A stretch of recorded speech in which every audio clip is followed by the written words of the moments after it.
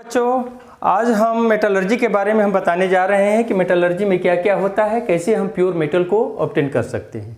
इससे पहले हम लोगों ने मेटल के प्रॉपर्टीज़ के बारे में पढ़ा, नॉन मेटल के प्रॉपर्टीज़ के बारे में पढ़ा। हम लोग मेटल को डिटेक्ट कैसे कर लेते हैं, नॉन मेटल को कैसे डिटेक्ट कर लेंगे, तो ये सारी चीज़ें हम लोगों ने पढ़ा। पीरियोडिक टेबल के अनुसार मेटल कहाँ है, नॉन मेटल कहाँ है। जब हम पीरियोडिक टेबल में लेफ़्ट टू राइट जाएंगे तो नॉन मेटल इंक्रीज करेगा कि डिक्रीज करेगा, ये सारी बातें हम लोगों ने जान चुके हैं। तथा साथ ही साथ मेटल और नॉन मेटल के यूजेज भी हम लोग पढ़ चुके हैं। आज हम लोग पढ़ेंगे कि ये मेटल अर्थ क्रस्ट से आता कहाँ से है, क्या इसे प्योर मेटल के रूप में ही जितना मेटल चमक रहा है क्या वैसा ही अर्थ में मिलता है क्या, अगर नहीं मिलता है तो फिर इसे कैसे बनाया जाता है। तो ये सारी बातों का जो सॉल्व जो है प्रोसेस जो है देती है उसको मेटलर्जी देती है। मेटलर्जी में क्या होता है कि सबसे पहले हम लेते हैं इम्प्योर मेटल, इम्प्योर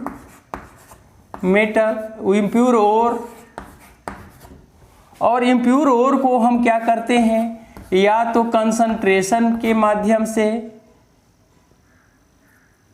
कंसंट्रेशन करते हैं, कंसंट्रेशन से करते हैं तो क्या हो जाता है, प्योर ओर में मिलता है, प्योर ओर। और प्योर ओर को हम क्या करते हैं, केमिकल प्रोसेस द्वारा, केमिकल प्रोसेस द्वारा हम क्या करते हैं, इम्प्योर मेटल में हम ऑब्टेन करते हैं।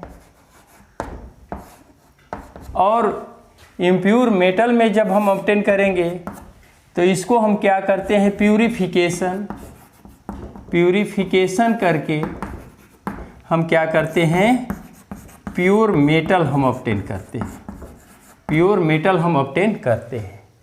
तो इस पूरे प्रोसेस को इम्प्योर ओर को कंसंट्रेशन के माध्यम से हम क्या करते हैं, प्योर ओर ऑब्टेन करते हैं, और प्योर ओर को केमिकल प्रोसेस द्वारा हम इम्प्योर मेटल ऑब्टेन करते हैं।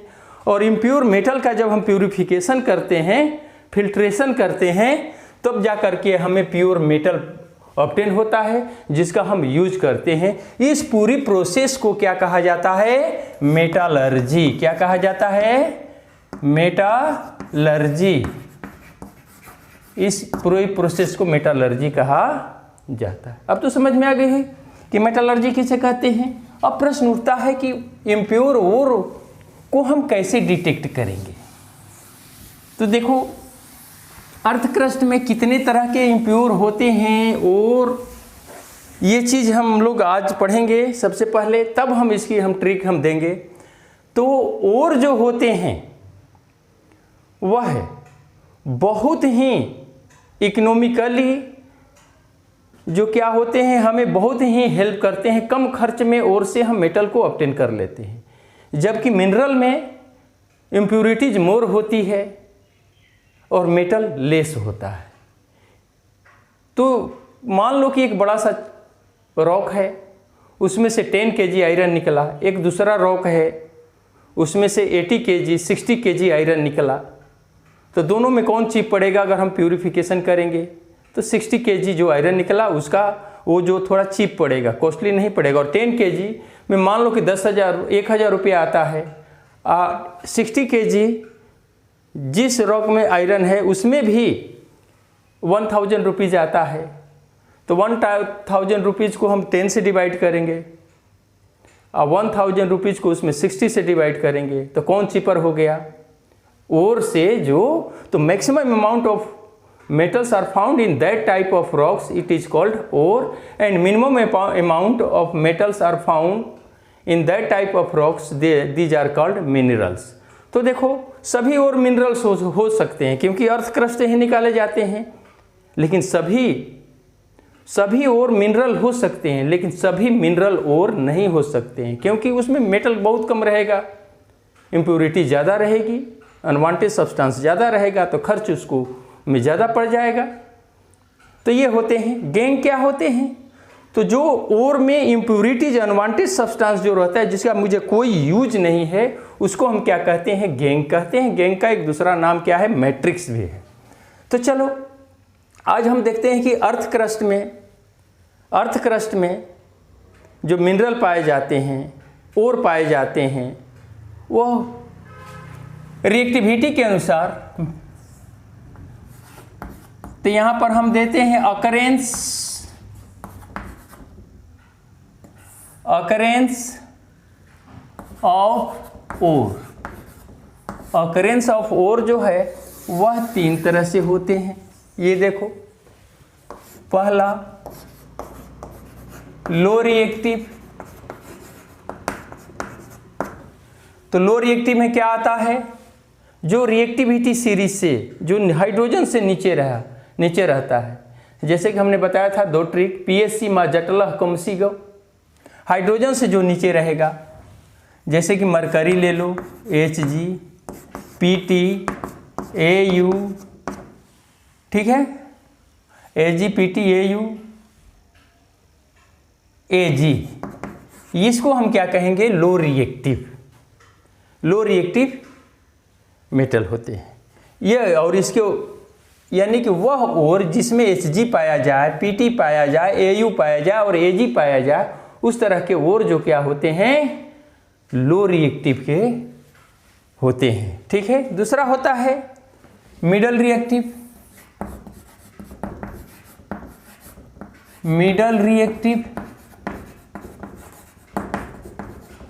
और तीसरा होता है हाई रिएक्टिव। ये 3 तरह के होते हैं। तो मिडल रिएक्टिव जो होते हैं वह 2 तरह से होते हैं।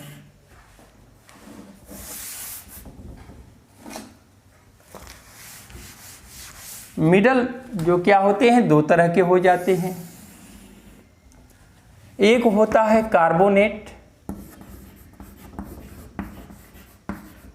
कार्बोनेट और दूसरा होता है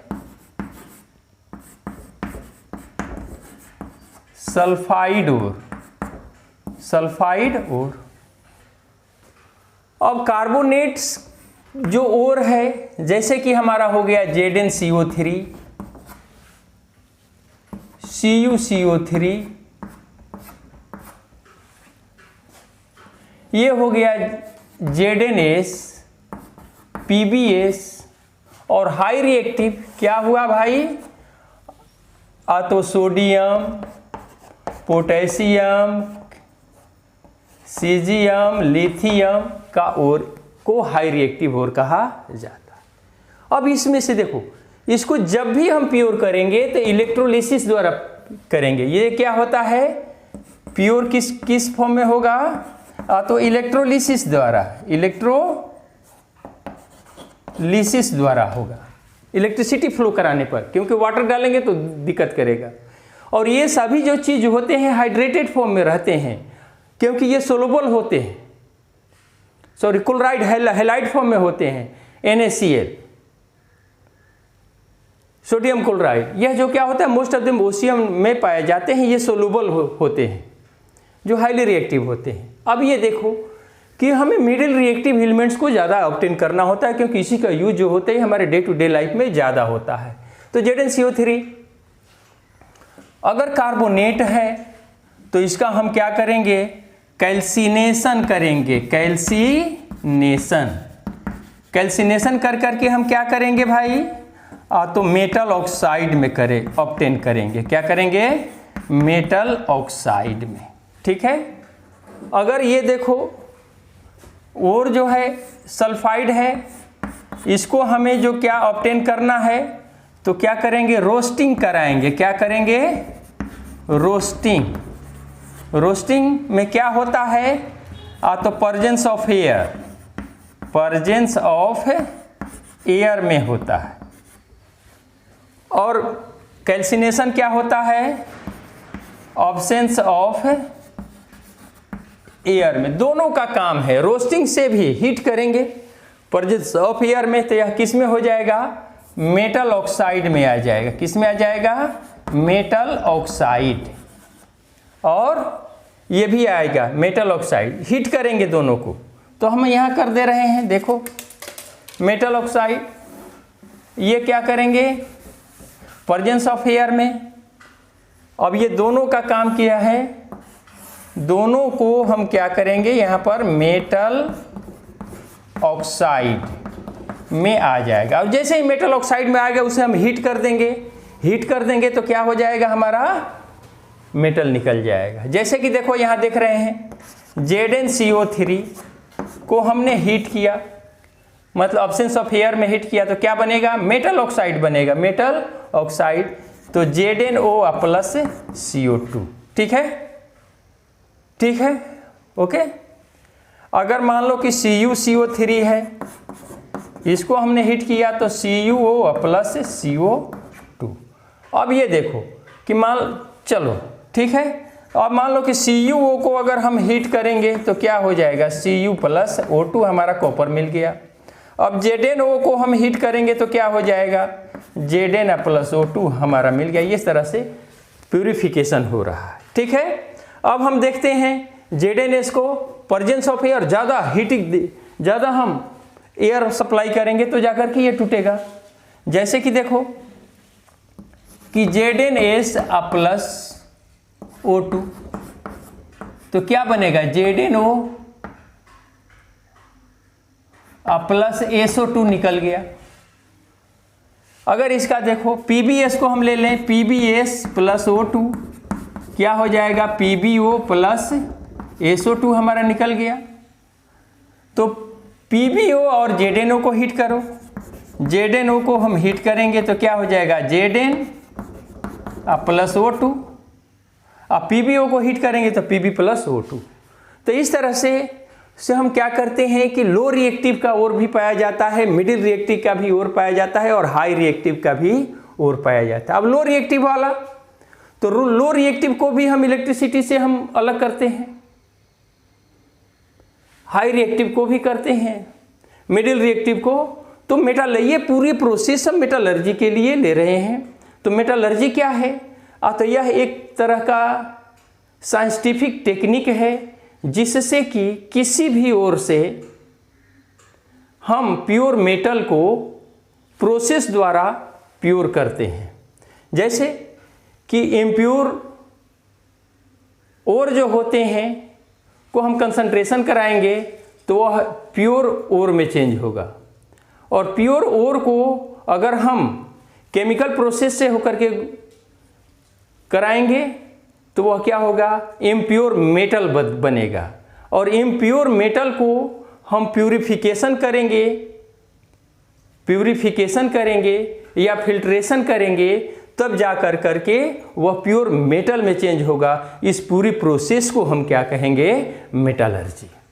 तो मेटलर्जी में 2-3 बातें आती है। पहला हम कंसंट्रेशन करेंगे, दूसरा मेटल का एक्सट्रैक्शन करेंगे, और तीसरा मेटल का प्यूरिफिकेशन करेंगे।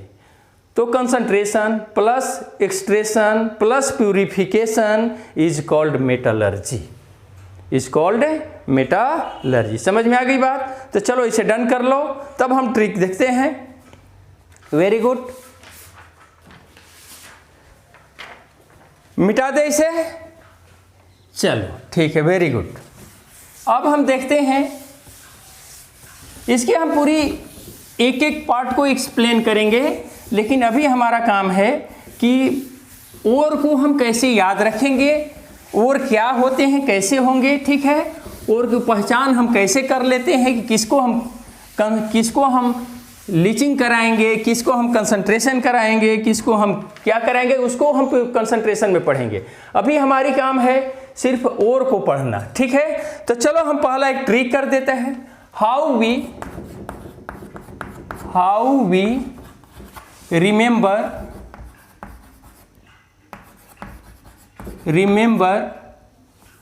ओर, हाउ वी रिमेंबर ओर, हम ओर को कैसे रिमेंबर कर सकते हैं। तो पहला अब हम एग्जांपल लेते हैं कि पहला ओर ऑफ Fe, आयरन का ओर हम कैसे करेंगे, ठीक है।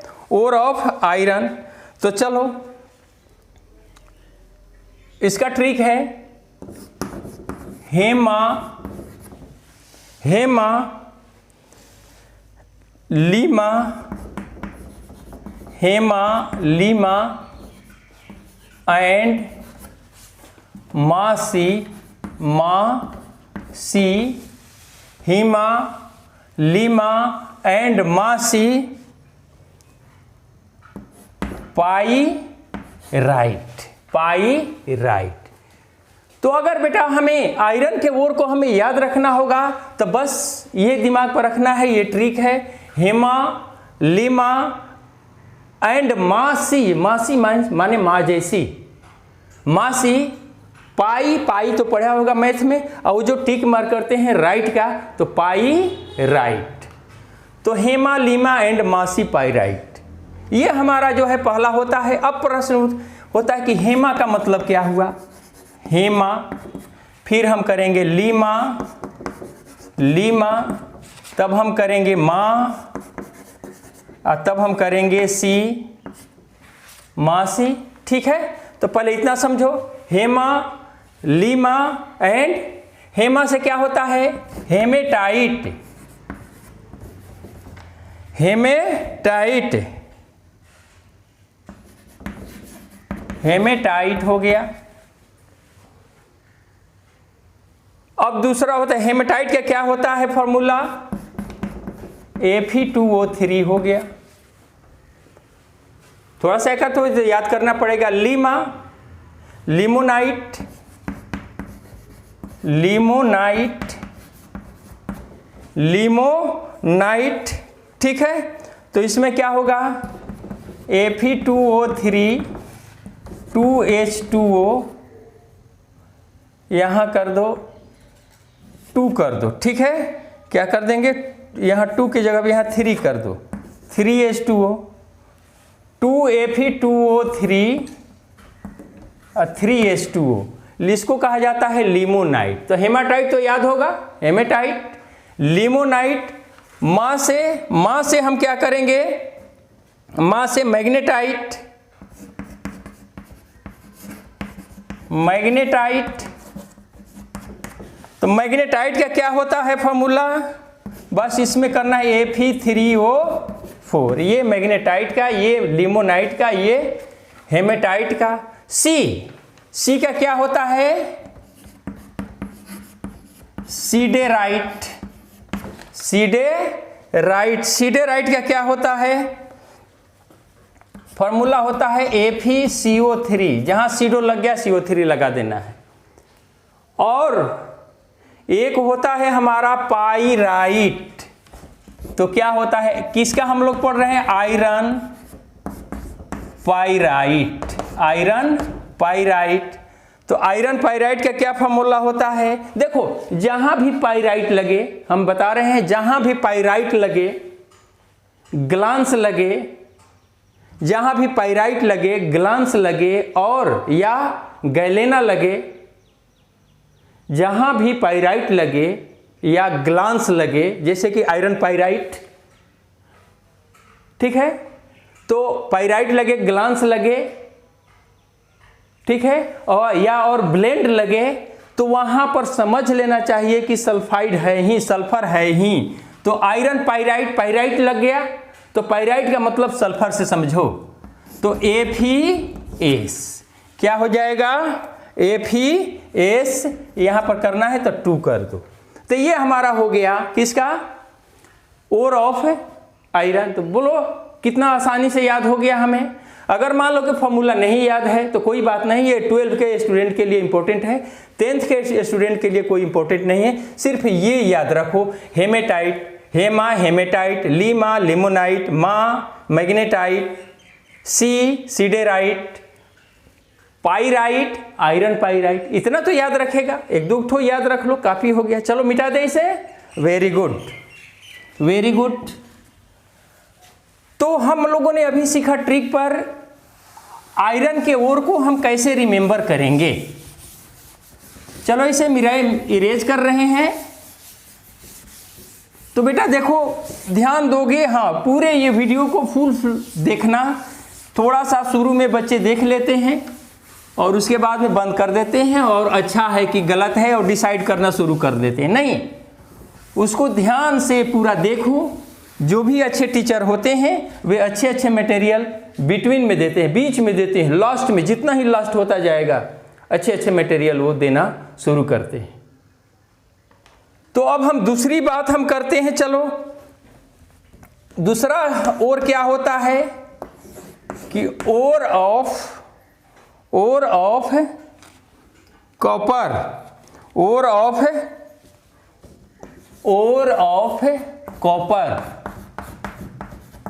कॉपर का ओर हमें याद करना है। कैसे हम याद रखेंगे, ठीक है? तो इसका दे देते हैं माला चलो आज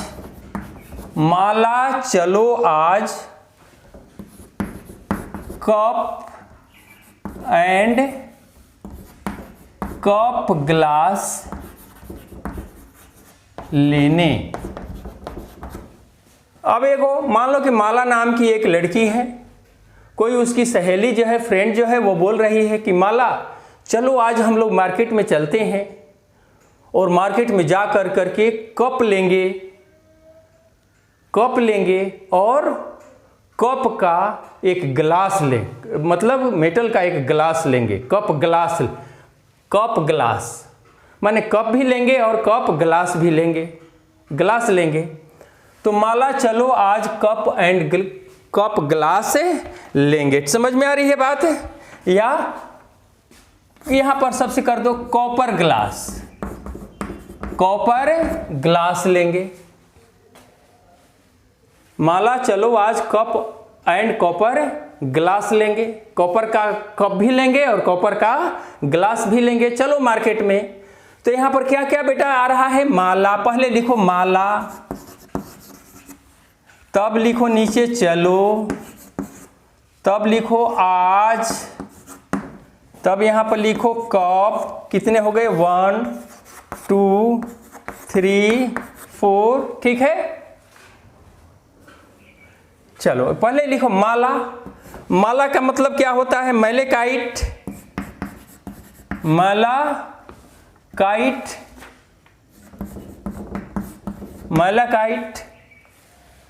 चलो का मतलब क्या होता है?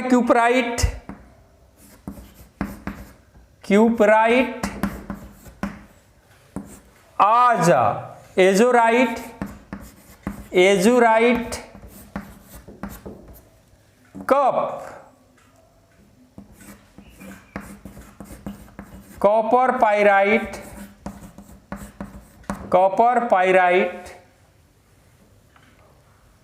Cup copper pyrite.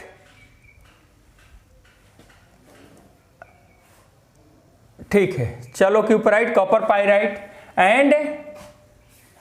And copper. चलो यहां कॉपर ग्लास का मीनिंग हो गया कॉपर ग्लास। तो देखो हमने क्या बताया था शुरू में कि जहां पाइराइट लग जाए, जहां ग्लांस लग जाए, वहां सल्फर ही होता है। अब ये रही बात कि देखो इतना याद रख लेना, 10th के लिए काफी है। तो माला का मैलेकाइट होता है। मैलेकाइट का फॉर्मूला हमारा क्या हो सकता है? CuCO3 2H2O। अगर याद है तो ठीक है, नहीं याद है तो कोई बात नहीं है, ठीक है? CuCO3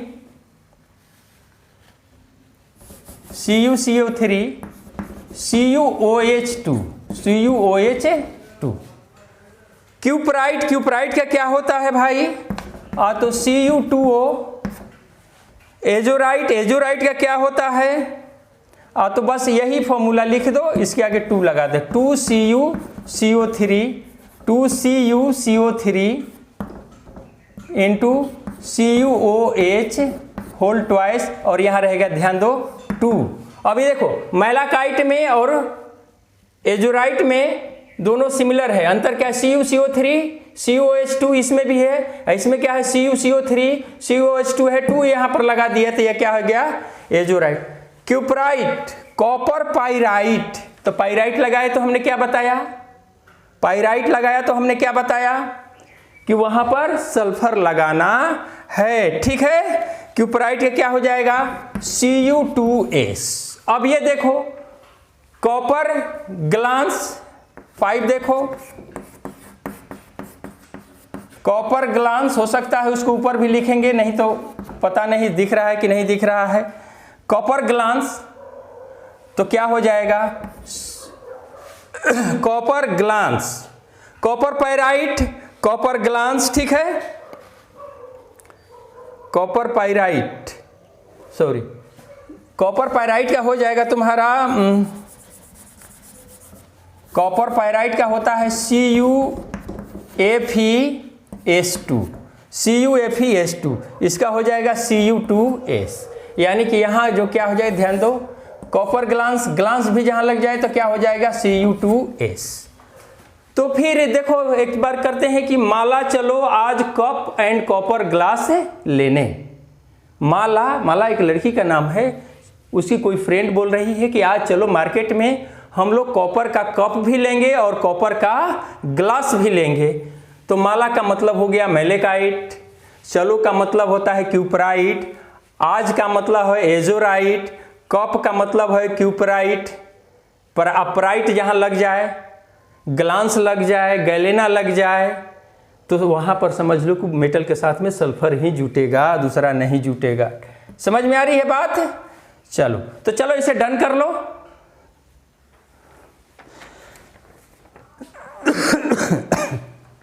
चलो मिटा दे, वेरी गुड। अब आगे देखो, तो 2 हम लोगों ने पढ़ लिया, तीसरा अगर हम और को कैसे याद रखेंगे ये बात हमें दिमाग में आनी चाहिए। वेरी गुड, बहुत ही अच्छी समझ में आएगी, थोड़ा सा ध्यान दोगे तो, नहीं ध्यान दोगे नहीं समझ में आएगी। इसलिए पूरी वीडियो को अच्छी तरह से वॉच करना होगा, तब जा कर करके समझ में आए। तीसरा और जो होते हैं 3-4 ही मेनली है, और तो बहुत सारे हैं, बट जो बुक में है वह उतना ही बताया जा रहा है। जो कॉम्पिटिटिव लेवल का है उसकी वीडियो बाद में अपलोड की जाएगी, ठीक है। तो तीसरा जो है हमारे पास ओर ऑफ जिंक, जिंक का हम ओर निकालेंगे। जिंक बहुत ही फेमस है, तो चलो जिंक का ओर अगर हम निकालते हैं तो उसका हम क्या करेंगे, तो देखो जाओ केला, ठीक है, जाओ केला एंड Zn, ब्रैकेट में कर देना, kite KIT, kite plus blade, blade bracket बंद, लाना। जाओ केला एंड जिंक, ब्रैकेट में काइट प्लस ब्लेड, लाना। तो अब यहां पर जो बचे, जो हमारे पास जाओ है, केला, तो देखो केला का मतलब ऐसे लिखे, काला ऐसे लिख दो, काला। केला का मतलब ऐसे लिखो, काला, काला यानी केला, जो केमिस्ट्री में है उस चीज को हम ऐसी कर रहे हैं, ठीक है। जाओ केला, केला का मतलब होता है केला, केला को करना होगा काला, काला का मतलब हो गया कालामाइन, कालामाइन, ठीक है। अब क्या करो कि Zn जिंक, दूसरा पला हो गया, ये दूसरा हो गया, Zn into kite, Zn kite, ऐसे करो, Zn काइट तो क्या हो जाएगा, जिंकाइट, क्या हो जाएगा, जिंकाइट, 2 हो गया। अब तीसरा लिखो, Zn इंटू ब्लेड, तो क्या हो जाएगा, जिंक ब्लेड, जिंक ब्लेंड कर दो, जिंक ब्लेंड हो गया, या जिंक ब्लेड करो, जिंक ब्लेड या जिंक ब्लेंड करो, ठीक है। कितने आ गए, जाओ की बात आ रहे हैं, जाओ, ठीक है। तो कालामाइन, कालामाइन का क्या होता है फॉर्मूला, ZnCO3 ठीक है, जिंक ब्लेड, ब्लेंड्स लग गया तो हमने क्या बताया कि वहां पर सल्फर लगा देना, ZnS, जिंकाइट, पाइराइट, जिंकाइट, ठीक है। तो जिंकाइट का मतलब क्या हो जाएगा ZnO, ZnO। तो फिर से ध्यान दो बेटा, जाओ केला एंड जिंक ब्रैकेट में काइट प्लस ब्लेंड लाना या लाओ, लाना लिखो या लाओ लिखो। तो जाओ केला एंड जिंक ब्रैकेट में काइट प्लस ब्लेड लाओ। तो केला का काला कर देना, कालामाइन हो जाता है। Zn हो गया, ब्रैकेट में काइट है तो दोनों से मल्टीप्लाई करो तो जिंकाइट हो गया। Zn प्लस ब्लेड से मल्टीप्लाई करो तो जिंक ब्लेड हो गया, ZnS। जहां ब्लेंड्स लग जाए, गैलेना लग जाए, पाइराइट लग जाए, वहां पर उस ओर में सल्फर का होना बहुत ही जरूरी है, होता ही होता है। मिटा दे इसे, चलो इसे डन कर लो।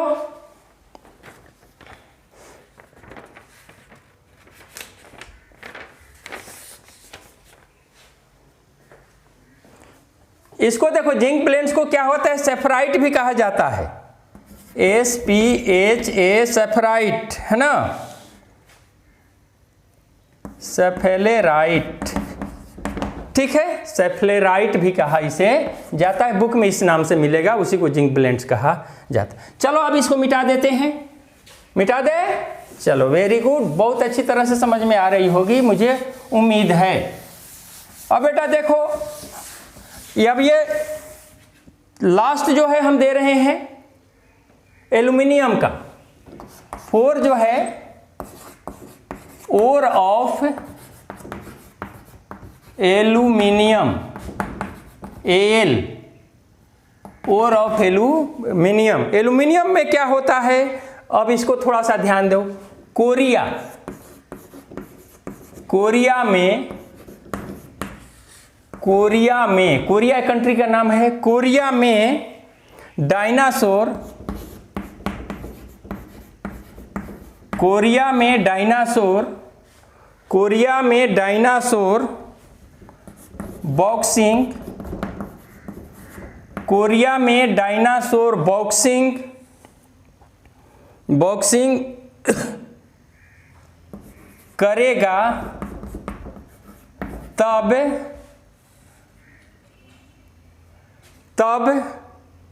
गब्बर, तब यहां कर देते हैं गब्बर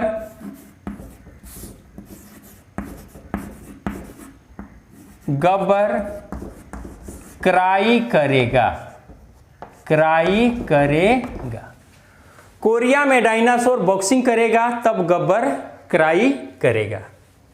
तो कोरिया, अब यहां पर हम लिखते हैं कोरिया, तब हम लिखेंगे नीचे डायनासोर,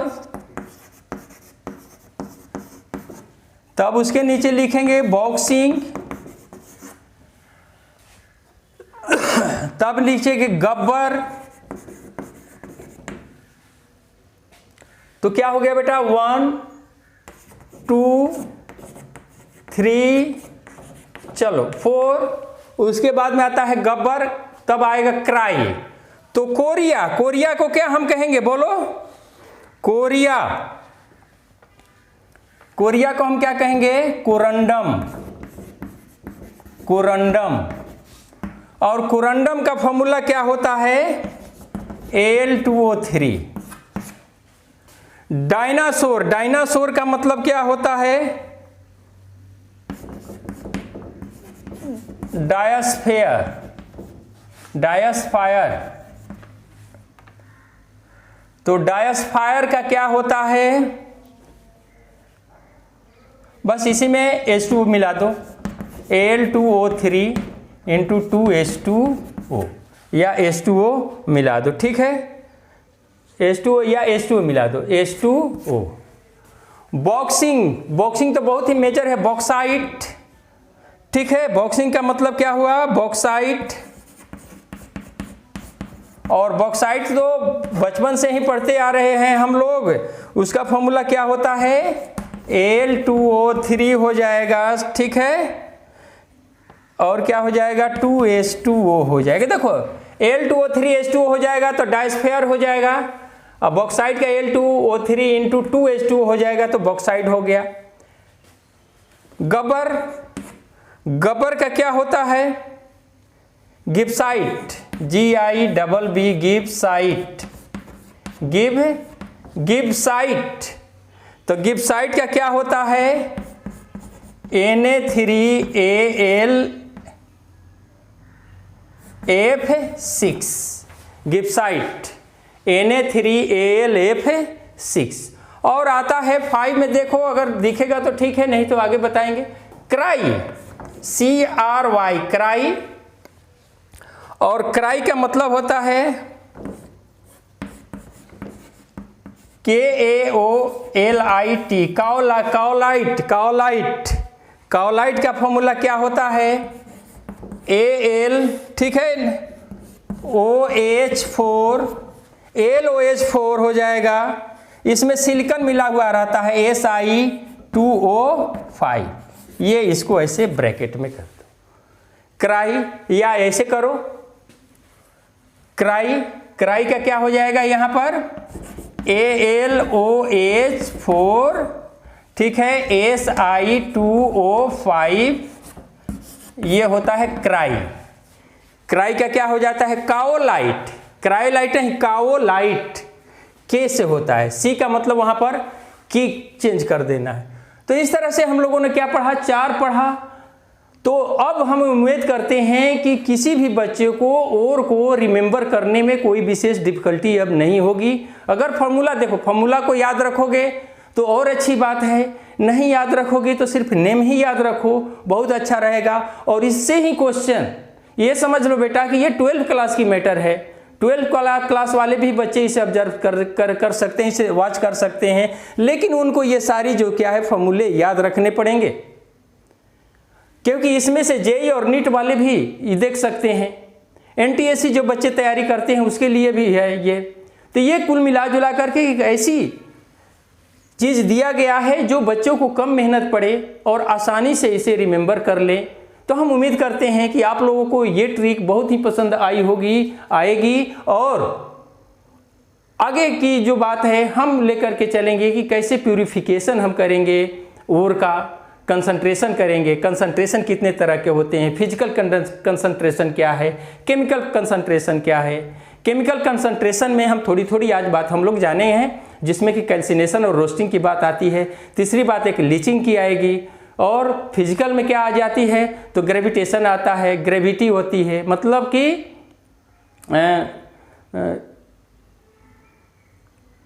ये बहुत सारी चीज़ें जो होती है उसमें सल्फाइड ओर को कैसे हम करेंगे, फ्रोथ फ्लोटेशन, ठीक है। तो ये सारी चीज़ें जो है को कल हम स्पेशल टॉपिक लेकर के आएंगे। चलिए तब तक के लिए थैंक्स, पढ़ते रहिए।